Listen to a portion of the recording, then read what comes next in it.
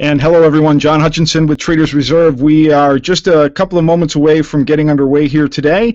And as you're getting yourselves settled in and ready to go here at the lunchtime hour, just a couple of notes. The audio is on a 60-second delay, so it will take about that much time to catch up to you, but once we get going with the presentation, you should be able to keep up just fine. If you do happen to experience any issues during the webinar, please do log out and try logging back in. We will have a recording of this webinar available a little bit later today. You'll receive an email following this presentation with a direct link to the recording of this webinar. I do have a special guest, and we'll get to that in just a moment. As usual, I want to make sure that we allow enough time for folks who are attending to get into the room, and so we'll get started here in just about a minute from now. And we have quite a shocking presentation, but some excellent education and information for you to walk away with today. So please do take notes. Please feel free to take advantage of the chat box to ask questions. Please note that the chat box is public, so let's keep it family-oriented if we can, please. But before we get started, one thing I want to do is, now that the 60-second delay should be over and keeping you up here, if everyone can just type a yes or a Y into the chat box and let me know that the audio is coming through okay and that you can see the title slide of this presentation on your screen. I will now wait 60 seconds for that audio to reach you and then see your responses. So as soon as I know that everybody can hear us okay, we will get ourselves underway here.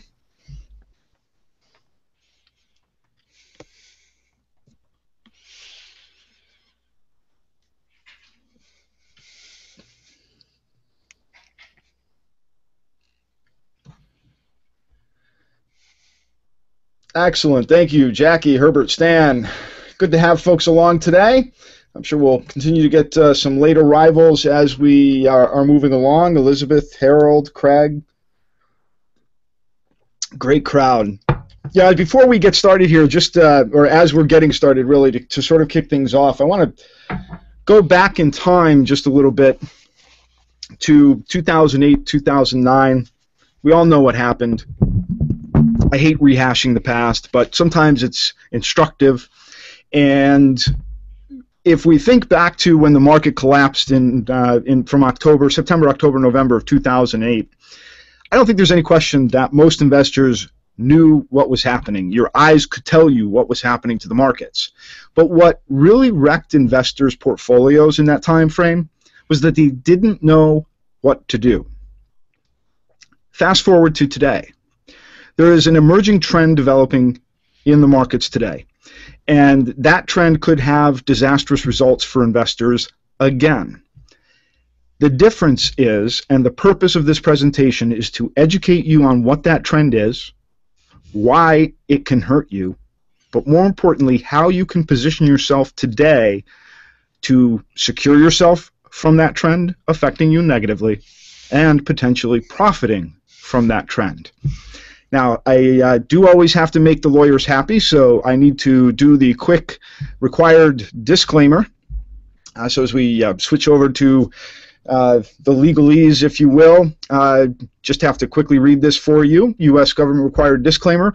Forex futures, stocks, and options trading is not appropriate for everyone. There is a substantial risk of loss associated with trading these markets. Losses can and will occur. No system or methodology has ever been developed that can guarantee profits or ensure freedom from losses. No representation or implication is being made that using the information in this presentation will generate profits or ensure freedom from losses. Hypothetical or simulated performance results have certain limitations. Unlike an actual performance record, simulated results do not represent actual trading. Also, since the trades have not been executed, the results may have under or overcompensated for the impact of any of certain market factors such as lack of liquidity. Simulated trading programs in general are also subject to the fact that they are designed with the benefit of hindsight. No representation is being made that any account will or is likely to achieve profit or losses similar to those shown, if any. So now that the lawyers are happy, if you happen to enjoy watching paint dry, grass grow, or water boil, you're welcome to read our full disclosure at tradersreserve.com. But my guest today is someone you've probably not met before, someone you may not know. His name is Tom Esse. Tom is a 10-year veteran of the stock markets. He's a former trader, a former portfolio manager in a large hedge fund. He has a very long pedigree in trading in the markets and very wide experience in the markets. He's also a frequent analyst who is featured on CNBC, Bloomberg TV, Fox Business News, MarketWatch.com, Forbes.com, and other sites. He's also the editor of the Sevens Report, which is quickly becoming the go-to report, which is read by thousands of Wall Street insiders every day. And we'll give you some more information on that a little bit later on. But what you're going to discover, and the reason he's here today, the reason we've brought him here to you today, is he's the leading expert on long-term trends that develop in the markets every day. So without too much further ado, Tom, I want to thank you for taking time out of your day to talk to us and teach us today on this new trend. Hi, John, and thank you very much for having me. I'm excited to be here, and thank you everyone who's taken time out of your busy days to come and listen to what we're going to discuss today. And you know, it's John sort of gave me a bit of an introduction, but I always think it's really important whenever I go to speak to my clients or present at an industry conference or something like that. The first thing I always do is tell people a little bit about myself, because I think it's really important to understand where the person who is speaking is coming from, what their experience is.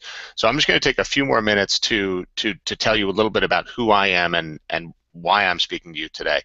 I started my career as a trader on the floor of the New York Stock Exchange for Merrill Lynch, and traded equities for some of the largest mutual funds and hedge funds, which were our clients, for about 5 years there in the middle or in the early 2000s.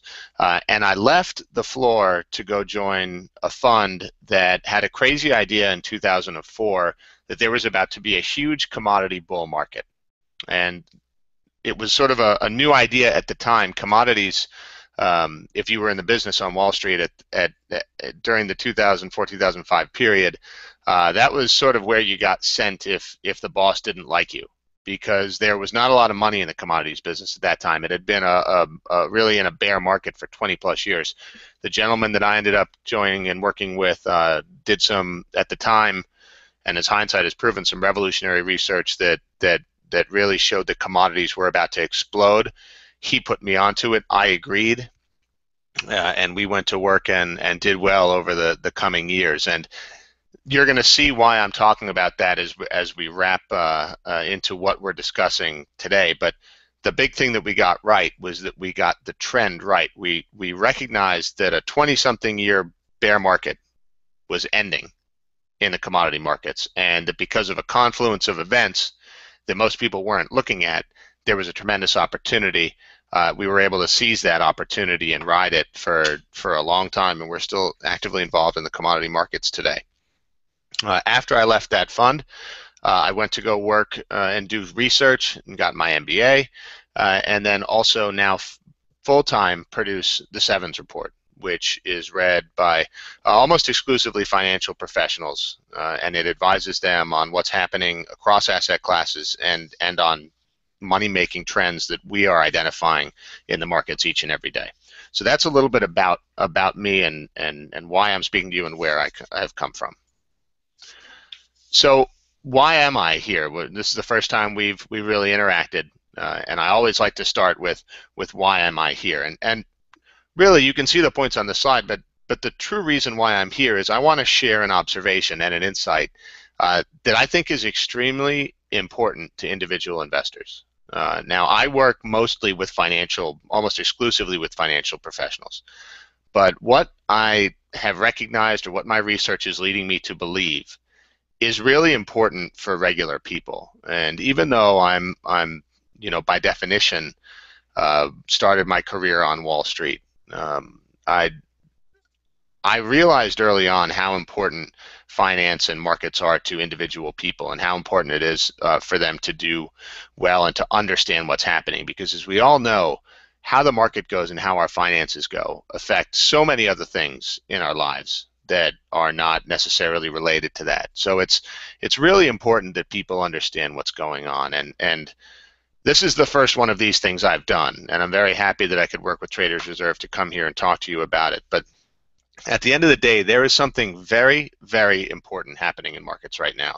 It's in somewhat misunderstood and followed market, but it's going to have significant implications. And I want to just dive right into it and tell you what I'm talking about. And what I'm talking about is something I call the bond bubble. Now, most regular investors, if someone says bonds to them, they almost immediately tune out because they're viewed as difficult to understand. They trade crazy. You can't watch them like you watch stocks. I don't want you to worry about, in the sentence bond bubble, bond for now. I want you to worry about bubble. And we all know what bubbles are, right? Because we've been through 2 of them in the last 15 years. Obviously, the tech bubble in the early 2000s, and then the much larger and much more dangerous housing bubble in 08, 09. So we know what bubbles feel like. We know what it's like when they go up. That's always great. But we also know what it's like when they pop. And if you'll notice the trend, you'll notice that the second bubble, the housing bubble, was a lot worse on the popping than the tech bubble was. And what I believe is going to happen is, as you see this bond bubble begin to pop, it's going to be worse than the housing bubble. That doesn't mean it's going to be necessarily as catastrophic as if you're prepared for it, but there are significant risks.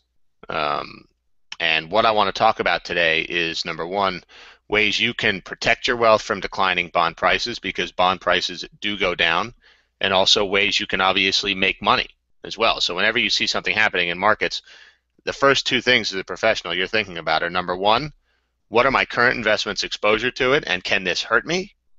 And number 2, once that's identified, how can I make money? And that's what we're going to be talking about today. But first, as a trader, when you're brought up in this business as a trader, the right way, not the way they seem to be doing it lately, but when you're brought up the right way in this business, the first thing you always worry about is your risk. That's unfortunately not the way people do things on Wall Street as much as they used to anymore, but that's the way to do it right. So I want to talk about that a little bit. One of the things you're going to hear me talk about over and over and over again in this presentation is that bonds can lose value. Okay, if you own bond funds, people have this, financial advisors say this all the time, bonds are safer than stocks, bonds are safer than stocks. Well, for the last 30 years, that's been a true statement. But it's not an absolutely true statement. Bond funds can decline in value the exact same way stock funds can.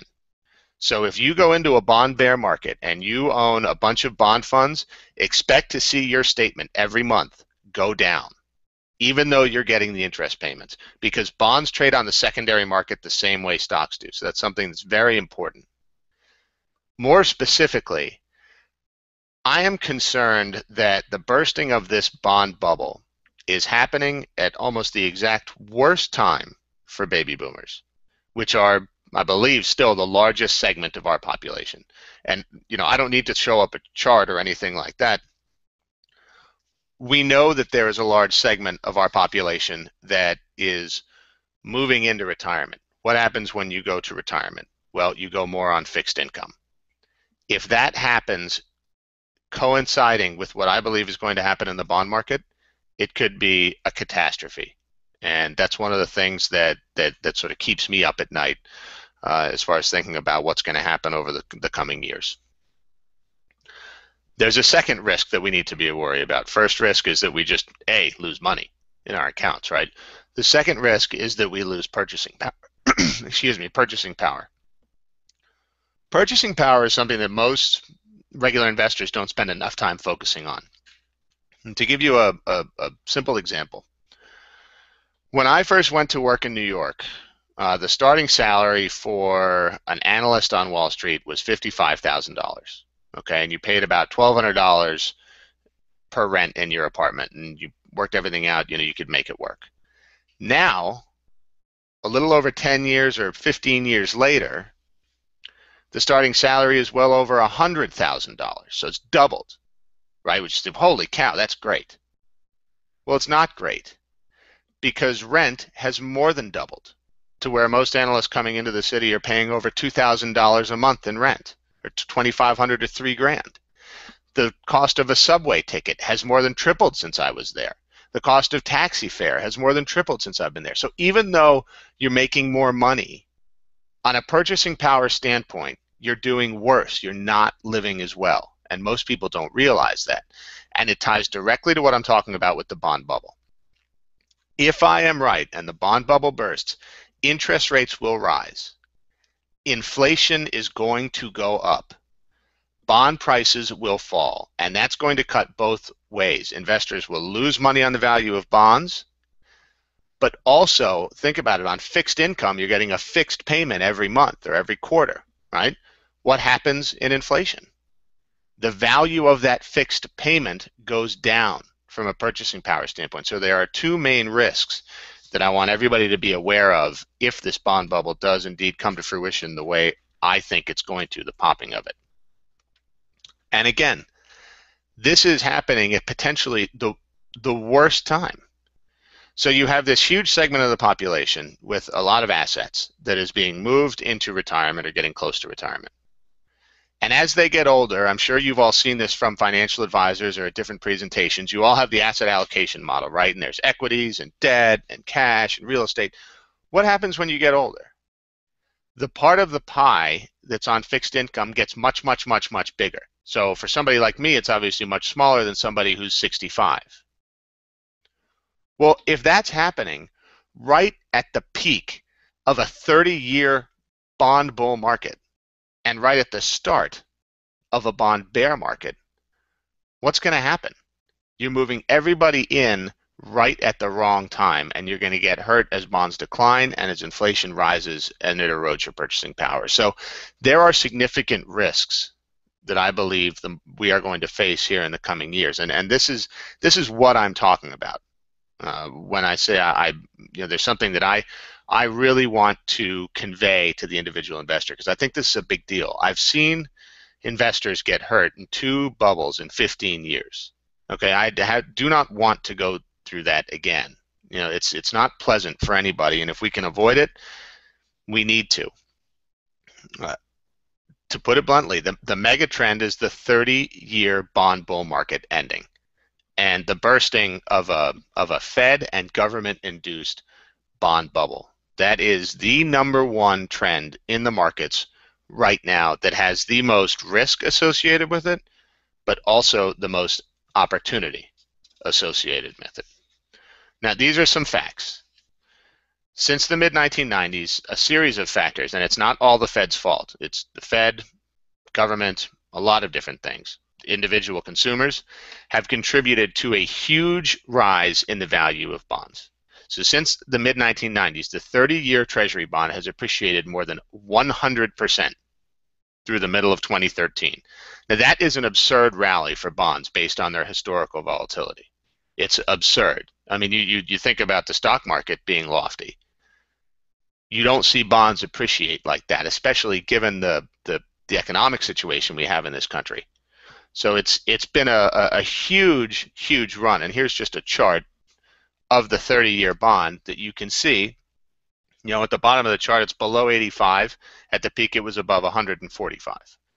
And you've seen just a huge move. Additionally, the bond bubble was made worse by the Fed's programs following the financial crisis.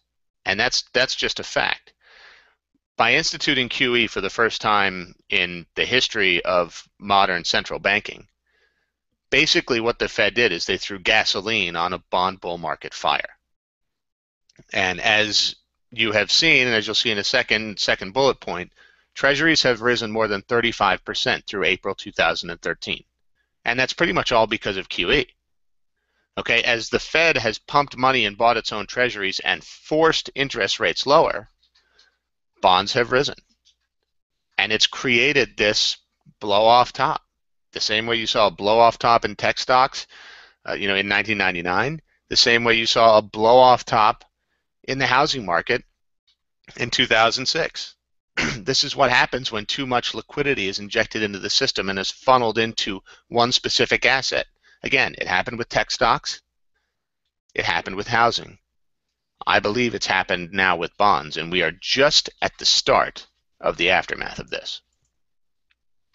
So as you can see, in April of 08, 112.5, at the high 152.5. Does anybody know what happened to the economy during this period of time and our fiscal state in the government? It didn't get better. There was no fundamental reason that you would be buying bonds this wildly, especially U.S. Treasury bonds. But again, because of what the Fed did, and they had their reasons, we have seen a huge, huge artificial rally in bonds that I believe is ending now. And that leads me into the fact that hopefully you believe me now that there was a bond bubble, and I believe that that bubble is now bursting. And I believe it started in April of 2013, so just about a year ago. And for those of you that say, what was the cause? Well, you know, as bubbles burst, there's never really one cause, but there is generally a catalyst. And the catalyst for this specific turn in bonds was Ben Bernanke, then Fed Chairman Ben Bernanke, during congressional testimony, surprised the market and said basically that the Fed was looking to end QE. It's, you know, if you follow the market, you've heard the term tapering. Well, tapering of QE was what really surprised the market, and it turned the whole thing on its head. And for those of you that were invested in bonds last year, you know that bonds can go down because your bond holdings went down. So from May until December of last year, you saw pretty decent declines in bonds. The bond market sold off hard. It had got very heady, and we saw the start of a decline in that market. But it wasn't just bonds that fell, and this is, you know, a lesson we've learned, sadly, twice again over the last 15 years with these bubbles. The problem with bubbles is that they're not contained. They have all these crazy offshoots that nobody thinks about. You know, who would have thought that the subprime loan crisis would have resulted in the collapse of Bear Stearns, Lehman Brothers, all these other banks, Wachovia, Washington Mutual? I mean, nobody thought that that could happen. You know, who would have thought that still 15 years after the tech bubble, the NASDAQ is still well below where it was in 1999? Because there were so many different offshoots of these types of bubbles that we don't think about, and that we only find out after the fact. And that's what we're talking about in the next two bullet points, where you're seeing unusual tracking between stock and bond markets. We're starting to see some correlations break down, and especially saw it last really summer and fall as the bond market began to decline. Anybody who follows emerging markets, there was significant emerging market turmoil in the summer and again the early part of this year, and that's all part of the bond bubble beginning to unwind itself. Nobody knows how deep this goes. Nobody knows what parts of the global economy have been inflated along with this bubble and what has to come out of it. But the bottom line is, very little of it is going to be good for people who aren't aware of this. Because what you're going to find is you're going to find different areas of the market are going to be correlated to what's going on in bonds, and you're not going to realize it. So for instance, emerging market stocks earlier this year took a hit because emerging market yields and emerging market bonds were being sold. This is sort of the offshoots that people need to be aware of. And it started last year, and I believe it's going to continue. And as you can see from the chart, here's your 30-year Treasury. 148, right about at the top, closed at 127.35. Bonds can go down. And again, those of you who have bond holdings realize that. And to my point, the PIMCO Total Return Bond Fund, which is the flagship bond fund in the world, and it's $230 billion in assets, fell 1.9% last year. In a year, the S&P 500 was up 30-something%. This fund went down 1.9%. That includes, you know, the bond payments. It's the first negative year since 1999 and the worst performance since 1994. When bond prices fall, yields rise. There's an inverse relationship, and it makes sense, right? If you have a $100 bond and you get paid $5 as your coupon, that's a 5% yield. If the value of that bond goes down to $95, you're still getting the same $5. So on a percentage basis, 5 is a greater percentage of 95 than it is of 100. And that's why you hear people talk about the inverse relationship of bond prices and bond yields. It's not that bond prices falling makes yields go up, it's just a factor of the math. And that's why it's important to realize that one of the major offshoots of a bond bubble bursting is higher interest rates. Remember those? I mean, we haven't seen them in 30-something years, but once upon a time, and if everybody on the call is older than me, you're going to remember when interest rates were higher. I was just looking at a house the other day, and I was chatting with the gentleman who remembered when interest rates were 16%. It can happen again. I'm not saying it's going to, but it certainly can.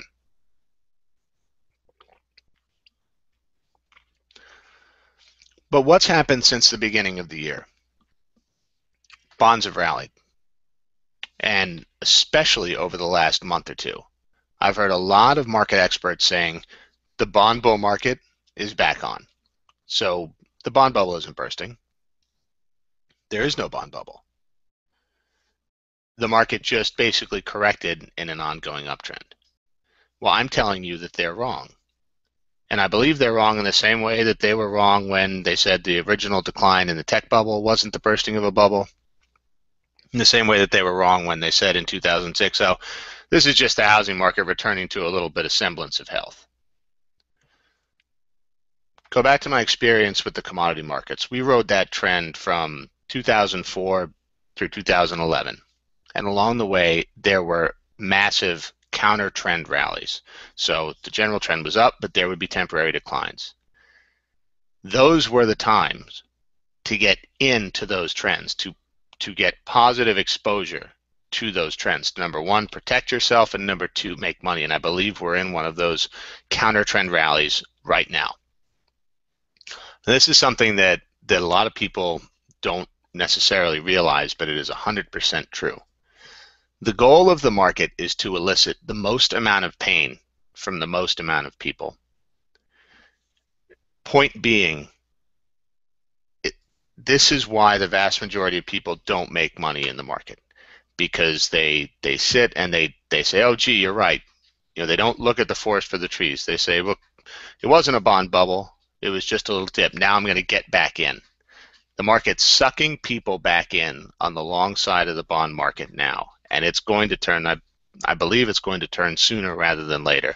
And this counter trend rally is going to end. But for now, there is the opportunity to get exposure to, number one, protect yourself, and number two, profit from what I think is going to be a big, big move in bonds.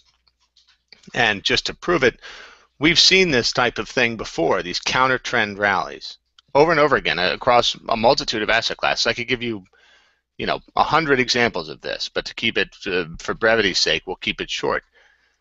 But from July mid-1991 to mid-October 1991, it's a 3-month period, the Dow Jones Industrial Average fell from 29.99 to 23.65. It's a 27% decline. That's a pretty nasty decline, right? Anybody could think, oh, hey, the bull market that had been on since 1982, it's over. It's over. It wasn't over. That green circle is the decline. That's that 27% decline. And if you had bought there over the subsequent years, you would have made a 295% return on the Dow alone. And that's because the mega trend, the major trend, was higher. And investors who didn't lose sight of that were rewarded handsomely. Same thing in gold, just to give another example. And I remember this very well because we traded through this. From May 2006 through September, gold declined from $720 an ounce to $560 an ounce. It's a drop of 22%. That's a big drop. For those of you that were in gold at the time, you remember it went from 500 to 720 and then 720 back to 550, and you said, gee, the bull market's over, I guess. No, it wasn't over. It was a trap. Again, the green circle is that small decline. And if you had bought that dip and taken it as an entry point, over the subsequent years following the major trend, you would have returned more than 240% or $1,100 per ounce. So the point I'm trying to make here is that the real money in the market is made in identifying big and powerful trends, not on nickel and diming, guessing on Google earnings or anything like that. It's by identifying large, powerful trends that can go far further than anybody thinks. and getting positive exposure, getting on the right side of this trend. And I believe that the collapse of the bond bubble is the next major trend in the market, and that those who are missing it are taking a tremendous risk, number one, and also missing out on a tremendous opportunity. And again, given this counter trend rally that we've seen over the past 5 months, it's an excellent entry point into the long-term trend of declining bond prices. One of the reasons that most regular investors don't do well in the stock market is because they don't stick with trends. So it's the forest for the trees. Everybody wants to get rich today or tomorrow, and I do too. I would much rather make 1,000% in one day than 1,000% over a period of multiple quarters or years. But by being so short-sighted, 9 times out of 10 individual investors miss out on powerful money-making trends that can help them double or even triple their money over time. And some of the most successful hedge funds in the world, they don't sit and day trade. They find big trends and they get positive exposure to those trends. They leverage themselves up, which is not what individuals should do, but it's what they do. And they make money far greater than a lot of the people who are just in and out of the market. So it's about trends. That's the way you make real money in the market. And again, normally I don't work with individual investors. Mostly I work with financial professionals because, frankly, individual investors don't see the forest for the trees. And when you try and put them onto trends that they need to wait a couple weeks, a couple months, a couple quarters for, they don't have the patience to do it. And then they jump and they say, oh, well, gee, you didn't make me any money. And you say, well, you didn't stay on long enough. And one of the main reasons that I've decided to try and expand my reach to work with individual investors is because of the significance of this bond bubble. Because again, I think that this is a big deal for the markets, and it's a big deal for investors. And if you factor in the demographics, it's potentially catastrophic for people who don't get it right. Because for those people who don't get it right, they're going to be too elderly to go out and work and recover from the mistake. I mean, this is serious. This is serious stuff we're talking about. And I think if I can at least hopefully try and point this out and try and pound this home a little bit, then people will be able to, take a look and say, you know what, I am going to prepare and I am going to position myself to hopefully profit from these strong trends in the market. And, it's not just the bond bubble that is a profitable trend. That's the biggest one at the moment. And I think that if you said, where is one place you're going to put money, Tom, over the next months, quarters, and years, short bonds, and there are a variety of ways you can do short bonds, and you don't need a futures account. Any regular old investor can do it, including in retirement accounts. That would be the number one trend. But there are a lot of other trends in the market that make money too. So it's not everything is a trend that unfolds over the months and quarters and years. Some of those trends can be weeks and months. But you find trends where fundamentals are compelling. You put on the right exposure and you let it work. And luckily we've been able to do that for our clients, many of which are probably financial advisors of yours or financial advisors that your financial advisor works with. And you can see the firms at the bottom. Pretty much every major financial advisory firm in the street, along with billion-dollar asset management firms, works with us because that's what we focus on, is finding profitable, powerful trends to jump on board, finding the right exposure, and then riding that trend and monitoring it. And so far we've done well by our clients, which I'm proud to say. These are some of the testimonials that we've gotten.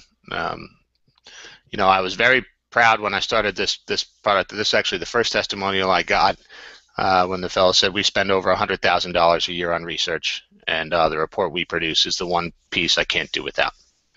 And it's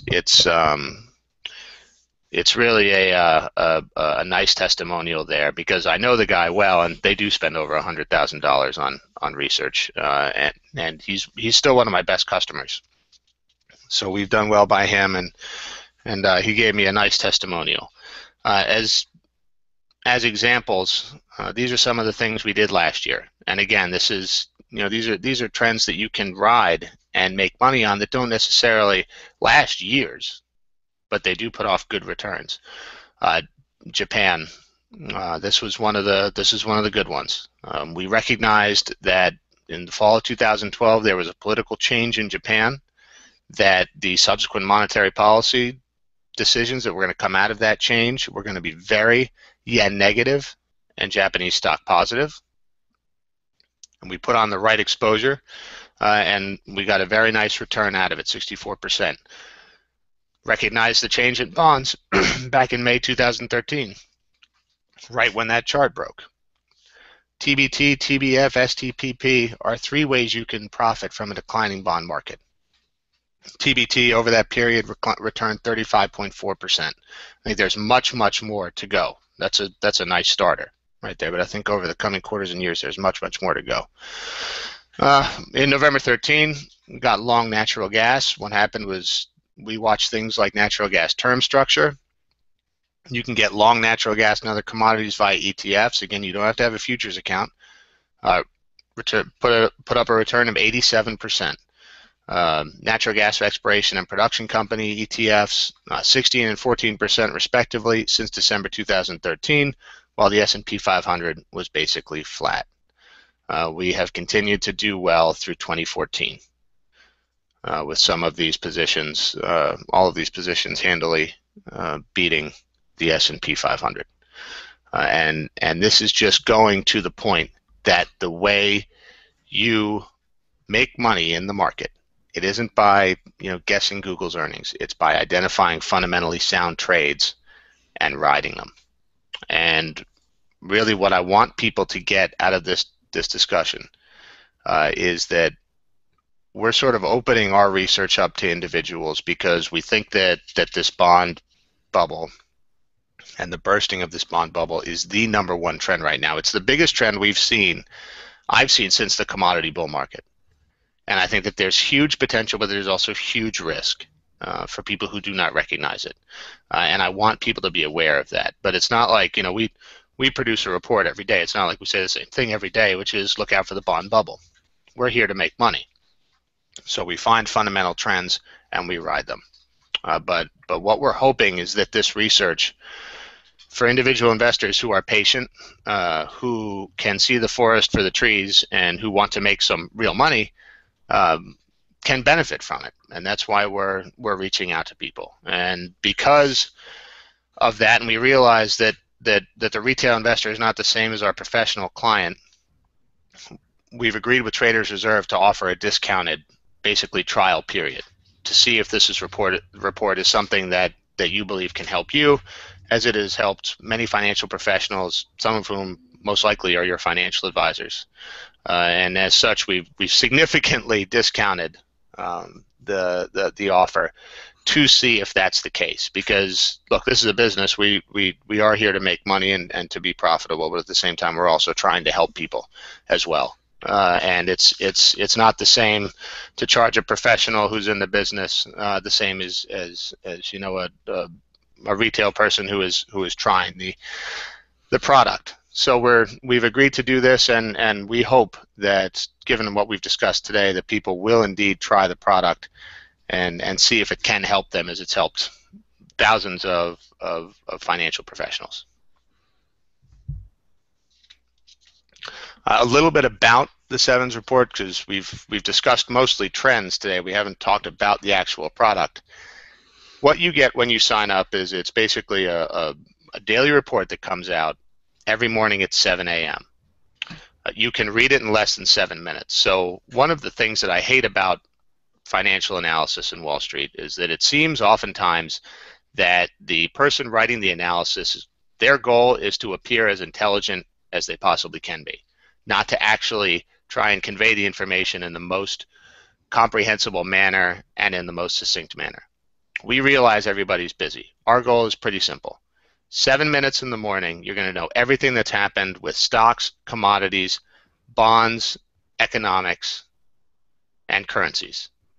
Anything that's important, we're going to tell you about and tell you why it matters to you and to the market. If it's not important, we're not wasting your time. So that's what we do every single morning in a succinct, direct, understandable manner. We also cover what's topical in the markets. A lot of times we'll hear things in the financial media. I'll be on CNBC and somebody will say something that's not right or that needs to be clarified. We'll address those things because we don't want people getting the wrong idea about what's going on in the market. So that's sort of the what's hot and what's not portion of it.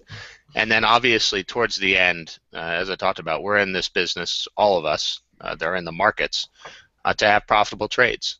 So we have something called the asset class dashboard, which is it's a view on every single major asset class, what we believe is in a bull market, what we believe is in a bear market, the trades we have on our accounts, specifically with symbols, the reasoning. So that's your actionable portion of the report. You get your information and your analysis first, your trade ideas, and your actionable insight there towards the back. And it's specific. We operate on a rule here. If you can't tell somebody an easy way to enact a trade or get exposure to a trend, then you're most likely wasting their time if you're going to tell them about it. So everything we do has a very easy, actionable symbol, ETF, stock that pretty much all investors can trade off of, because again, the financial advisors have to be able to enact this for their clients. So it's not like you need a futures account or anything like that. It's designed to be actionable, and that's exactly what we found it to be so far. At 7 a.m. every single day, you get an email with a link to the report. You will join thousands of financial advisors, asset managers, professional investors. I mean, these are all Wall Street people. Our distribution list is MerrillLynch.com, MorganStanley.com, RaymondJames.com. But again, it's written so that you can understand it. I hate jargon. I hate writing to make yourself sound smart. You will have trade ideas all over the place. That's part of the main thing we do is idea generation. We don't trade on every idea we talk about. We only do when we think that there's a compelling risk reward. But if other people want to take that chance, that's up to them. But idea generation is very important. And finally, this is not a recap. Anybody can get a recap free. This is taking analysis and telling you what to do about it, how we are going to try and make money off of it, because information by itself is relatively useless. Instead, what we want to do is we want to say, here's what's happening, here's how we think you can make money on it, here's what we're doing on our accounts to try and get exposure to that trend. And again, it's a substantially discounted 60-day trial, which is much longer than anything we've ever done before. But again, we want to see if this can help people the way we have been able to help financial professionals, and that's why we're excited to work with Traders Reserve. Tom, thanks for walking us through everything so far. We'll start doing Q&A here in just a minute. I'm sure folks are probably still digesting the breadth and depth of the issues at risk with as you talked about, with the bond bubble. But if you could just before we get really moving in, if you just go through the issues that are going to sort of the triggers, if you will, to watch for in the rolling over of the bond market. I mean, what can we expect to happen? I mean, in your view, and obviously what could happen, we don't necessarily know that it will, but what are the likely triggers that we'll start seeing that will set this off? Well, I think that we've already had the first trigger, which was, as I said, the Bernanke comments. And it's the hard thing about these sort of trends is keeping the scope and seeing the forest for the trees. Again, I mean, I can remember we were nearly thrown out of the commodities trade, 100 times over the period. But you have to stick with what your research is telling you. I believe that this rally that we've seen in bonds so far this year is a result of money coming in from Europe, and I'll explain why. They have a potential serious deflation problem in Europe, and as a result, our yields on our treasuries are more attractive than European yields right now. So that's created a temporary rally in bond prices. That's why I keep saying this is probably a really, really, really perfect entry point, for lack of a more descriptive term, because this is exactly what you want. The fundamentals remain the same as far as bonds declining, but because of this sort of existential event that's unrelated to the fundamentals of the bond market, we've seen this rally, and that's exactly why we think this is an excellent entry point. You will begin to see, as far as what is the trigger going to be, it's going to be economic growth. So economic growth is trending higher in this country, and that's something that is likely going to continue and accelerate. And when that does happen, you're going to see a chain reaction of logic across Wall Street. Economic growth is going to continue to accelerate for the next couple months.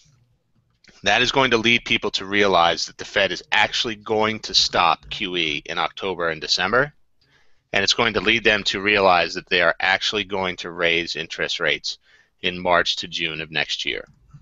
And when that happens, you will see bonds begin to sell off, and I believe sell off hard. And I think that that's something that is coming in the next anywhere from weeks to months. I mean, nobody knows the exact day, but that's going to be the trigger. You're going to see. So if you look at the winter, we saw a little dip in economic activity. That's helped support the bond market. That dip was winter related. The economy is getting better, and you're going to see all this stimulus that the Fed has pumped onto us in the last 4 years begin to work its way into the economy. And as the economy begins to increase, so will inflation. The Fed will have to act, and you'll see the market react to that in a violent way, I believe. Tom, I'm going to do something I don't normally do. And it's not an attempt to sort of jump the shark here, but I want to share something with everybody. This is one of the ETFs that Tom mentioned. It's called the TBF. It's the ProShares short for the 20-year Treasury. And one of the other services, that we run, we actually have this on as a live trade. We were probably a little bit early, but some of the analysis that we pointed out to our members not too long ago had to do with a sort of a double candlestick formation here. And I'm just going to point it out because it could be, although we have an off day today, you can see how these short reversals could potentially be setting up for the longer term reversal that Tom has been talking about in the bond markets. Remember, you're looking at a chart that's shorting the Treasury, or shorting bonds, if you will. So if you were long bonds, you would invert this chart. But yep. The three candlesticks in a row at the bottom there, here May 2nd, 5th, and 6th, is what I would call a double harami. And just to be simple about it, they're inside candlesticks where the body of one is inside the former, and they typically are reversal candlesticks. Quite simply, it means that a trend has been underway, and that trend is going to shift or change directions.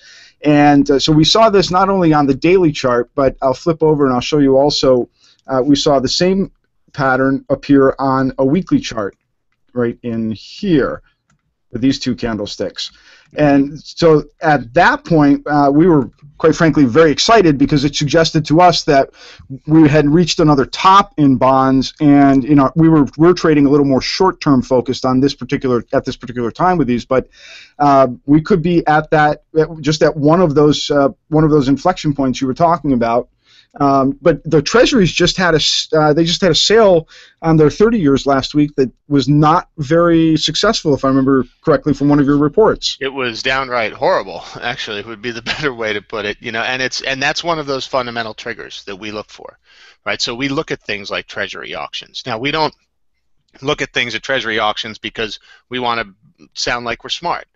We look at things like Treasury auctions because they confirm our research. So you have, on one hand, a Treasury auction, a 30-year auction, that was very poorly received. And what I mean by that is that there was not a lot of demand.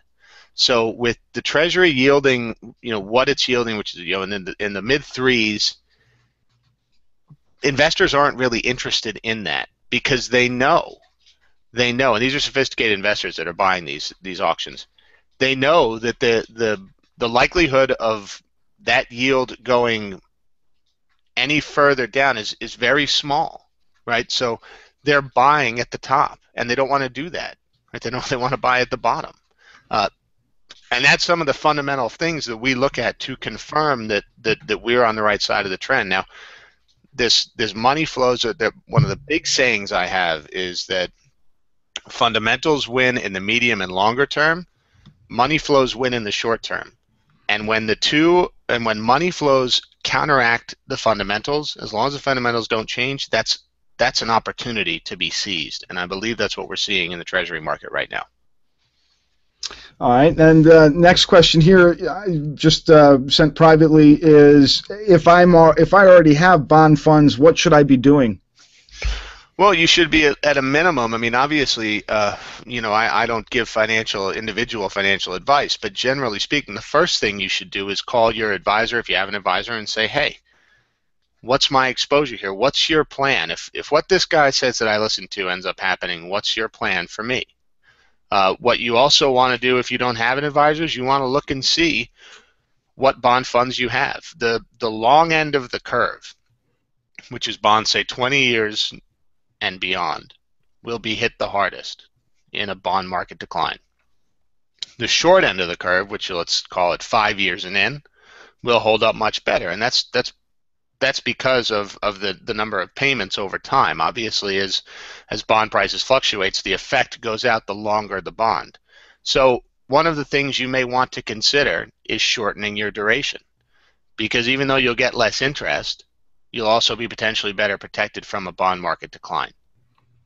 You also want to look at the quality of your bonds. If you are owning a bunch of junk funds, then maybe you want to consider going to something higher quality and shorter duration. Because when the bond market starts to decline again, junk bonds, just like subprime loans, are going to get hit the worst. So you want to make sure you don't have too much exposure there. So those are some small things you can do to look through. Now, everybody's financial situation is different, and you have to make the right decision for you. And I would never tell anybody to just run out and sell all their bond positions. That's not the right answer either. But you do want to look and see, where is my exposure, and are there ways that I could potentially better insulate myself should the bond market decline resume, as I think it will. You said at the top that most people hear the word bonds and fall asleep, and I think I would agree with that by and large. But for most people who are on fixed income investors, how do they even know if they hold bonds, and what they hold, I should say, in terms of bond funds that they're actually that they may have as investments? Sure. So if you own a bond fund, the fund has to tell you what specific bonds it owns, and you're going to see these. You can look. I would imagine almost all bond funds are on their holdings are on the various websites. Let's say it's like Vanguard or something like that. You can go to Vanguard.com. You'll be able to see the prospectus of every single mutual fund will almost certainly have every single bond fund that it holds at the time of the printing. You can go in and look, and you'll be able to see. I have the GE 2027 3.25 bonds, and it'll list it individually. That doesn't mean much to people like us, but what you can do is you can look. Almost all bond funds have an aggregate rating as far as the credit quality of the bonds, because what it does is basically, to keep it easy for investors, it basically averages the credit quality, right? So A is the best, B is okay, C is very junky, it's very high risk, high return, high yield, but high risk. So you can go and see what the aggregate of all those different bonds that you hold in that fund are, and if you have a bunch of bond funds that are rated C or B, that's definitely towards the junk side of things. Similarly, it also rates on duration. So if you, at your bond fund, it'll say, 10 to 20 years, or 10 to 30 years, or 15 to 30 years. You can look in and see the individual bonds, or you can say, gee, all these bonds are between 15 and 30 years. Maybe I should go towards something that's, say, like, 1 to 5 year, or 3 to 7 years, something like that. So you can look through without getting lost, you know, in the individual bond holdings and all the different percentages and dates and all this other nonsense, and just see an amalgamation and say, okay, here's where I am. All right, and Madi asks, since you normally sell your product on a quarterly basis, why not offer your trial on a quarterly basis? Madi, again, this is not a product that is typically has ever been made available to retail investors. It is a product, it is a newsletter that goes to literally street insiders. So the idea behind making it a 60-day trial is to, honestly, we need to know whether retail investors can benefit from the Sevens report. I read it every day. Well, okay, I read it almost every day. I usually skip Fridays. Sorry, Tom. I just got to be honest. I usually skip Fridays. But the difference is when Tom is right, you know, his analysis is as someone who has been a former hedge fund manager, as someone who has been a floor trader. So he knows what kind of information traders, if you will, are looking for. And investors, generally speaking, rely on the media. And the media is your absolute worst source for information. Now, Tom, I know you appear on many media sites, so I hope I didn't just wreck your reputation with them. Don't worry. I'm sure I'm fine, hopefully. But, I mean, seriously, folks, if you go read CNBC on any given day, and you're going to have one bullish article and one bearish article, and you're not going to know what the hell to do. Yeah, that's right. And, you know, John, just to address that point a little bit further, you know, one of the things that I created this report to do is to hopefully try and even the playing field between, you know, what a lot of professionals see and institutional traders see and what sort of the rest of us see. Now, you know, I would love it if the public could benefit substantially from this product. You know, it would obviously make me really happy if I could even that playing field.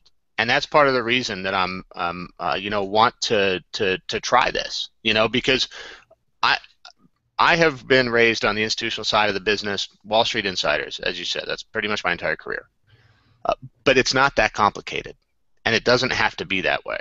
And there aren't that many, you know, there aren't that many things that with just paying some attention, 7 minutes a day, that individual investors can't have almost the same amount of understanding as a lot of Wall Street insiders. Because at the end of the day, the principles that guide the market are not that complicated. You just have to learn them and have them explained to you in the right way. And that's what I'm trying to do on a daily basis. And that's why I write a daily report. I mean, believe me, I would much rather write a weekly or monthly report. I get up really early in the morning to send this by 7 in the morning, okay? But here's the deal. If you want to make money in the market, if you want to know what's going on, the markets are open daily. You have to be watching it daily. Now, your investors don't, you know, your clients don't have to be watching it daily. I have to be watching it daily. And I have to be communicating what's important in a way that people can understand and in an actionable form that they can actually use to hopefully make money or protect themselves from losses. And that's why we do what we do. And I'm optimistic or hopeful that maybe individual investors who are of the right mindset can benefit from this the same way our financial advisor and professional clients benefit from it. Well, and as I've been reading over the last couple of months, I've followed quite closely your discussions on the essentially the harsh sell-off in biotech and tech. In essence, you know, and you've been following a couple of other ETF markets, essentially, which have been just simply hammered. So the point to make, though, for folks, for all of you, is, you know, it may sound like, oh, this is just for insiders, but Tom takes a really, really fast but deep dive into stocks, into bonds, into commodities, into gold, into currencies. So regardless of what type of market you trade, whether you are just a stock or bond investor, whether you are a futures trader, whether you're a Forex trader, you're able to walk away every morning smarter than your neighbor, in essence. You're going to know more faster than everyone who's reading the Wall Street Journal, CNBC, Fox Business News, etc. And the reason is because this Sevens report condenses the information that you absolutely need to know down to the minimum. So you're not reading superfluous and unnecessary information. Mm-hmm. And when there are major trends that are developing and you are able to get yourself out of the way of those trends, not only do you have the ability to protect yourself, you also have the ability to make money on those trends, on those whether it's a bubble, whether it's a backup, a correction, a bear market, a bull market, it doesn't matter. That's one of the key selling points that attracted me to reading it in the first place. But more to the point, when you start to follow Tom, the more you get to know how he presents his information and how he's looking out for you, the faster you'll be able to take advantage of certain situations. He's given a few examples of trades that he's put on over the last year in natural gas, in the Japan trade, now in the bond markets. So there, you still get the opportunity to take actionable trade ideas and turn them into trade strategies, if you will. And he continues to follow with that asset class dashboard, one of the fastest ways to understand what's driving the markets, whether it's a bullish market, a neutral market, or a bearish market. Very quick, very easy to understand. Quick question here from Maryland: will dividend stocks experience collateral damage? Yes, Maryland, that's a very good question. So one of the things we've seen, and sorry if you guys are hearing the phone ring in the background. I mean, we're in a room where people are trading, so it's just part of it. So I apologize about that. But Maryland, back to your question. Yes, and that's sort of one of the areas of risk, right? So if you look at the market over so far year to date, what are the best performing sectors? Utilities, consumer discretionary, REITs, right? What are they? There's something I call bond proxies. Equity investors buy these sectors because they pay off big dividends, right? Well, go back on a chart and look at something like XLU when you have a chance, Maryland. Look at XLU and look at how it did from May until December, especially May to September. Okay, you're going to see that it significantly underperformed the market. Okay, and that's because people were exiting out of those bond proxy sectors, and they were significantly lagging. Okay, the same sort of thing is going to happen when the bond market resumes. Now, one of the things actually that tells me that I believe is going to, that may be forecasting the fact that this bond market has indeed topped, along with John's technical indicators. Look at what XLU has done over the past couple of days, and actually John has it, I believe, on the if we could get a chart up of it, that would be great. But it sold off hard. So those of you who are at your computers, you go there and look at XLU. Look at how hard it sold off over the last couple of days. Doesn't that strike that as odd to anybody? These are the sort of things we look at. I mean, in an environment where people are nervous about the economy, people are nervous about a whole bunch of different things, and dividend stocks should be doing well because interest rates are low, you have the poster child of the bond, of a bond proxy stock getting hammered. Part of that has to do with some weak earnings, but it's not all of it. So I think that's a bit of a tell that tells me this bond market is rolling over. If you pull back the chart a little bit, you'll see what happened to the utility space May to September of last year especially. And it significantly underperformed. And that's something that's going to happen again, I believe. So back to your question, 100% correct. Yes, but there will be collateral damage. That drop-off in the XLU from May through, well, really the early drop-off there from May through July, that tracked along with the drop in the bond markets. That's right. That's right. Because as bonds begin to decline, equity investors rotate out of these bond proxy stocks and they move into more growth-oriented stocks. Now, that's not to say that every single dividend stock is going to do poorly. Certainly that's not the case. Companies that have the ability to grow dividends, like the dividend growers, there's certain ETFs you can buy that are dividend growers, they should hold up better. Part of the problem with a utility is that a utility has a really hard time increasing its dividend without some sort of regulatory approval, right? So that's part of the reason that they got hit so hard. Same thing with REITs. right? REITs have a hard time kind of increasing their distribution unless you're going to see a huge move higher in the amount of income they're getting from their rental properties or office properties, and that's not in the cards. So that's why you see those two sectors especially significantly underperform when the bond market rolls over. So here's the inverse chart, if you will, the short chart of the TBT. This is the ultra short 20-year Treasury. So what Tom was talking about was here from May. You can see the rise in this. Mm-hmm. This would have been if you were shorting the market at the time when the bonds were rolling over. So there's the opposite of that chart in essence, yep. in the correlative stage. So, all right. Well, I think we've got everything we can do in 1 hour or less. So that's I'll give everyone 1 last minute for any last second questions. Price after the trial is the $195 quarterly, Bobby. So basically you're getting the first couple of months for $50 to make sure that it's right for you. We know that this kind of a report is going to have some specialty in the retail investment marketplace, so it's not going to be for everybody, but for those people who are looking for to be able to be ahead of the next big trends in the marketplace, whether they're in stocks, whether it's the bond bubble, whether it's in commodities, gold, currencies, this is the report. This is the go-to report to have on your desk every single morning by 7 a.m. So, John, real quick, 2 things that I can, if people decide to take the trial, 2 things. Number 1, we look for money-making opportunities across asset classes. So we don't watch stocks, currencies, commodities, bonds just for the fun of it because, we're masochists here. We watch them because sometimes the best risk-reward opportunities are not in stocks. Sometimes they're in commodities. Other times they're in currencies. Sometimes they're in bonds.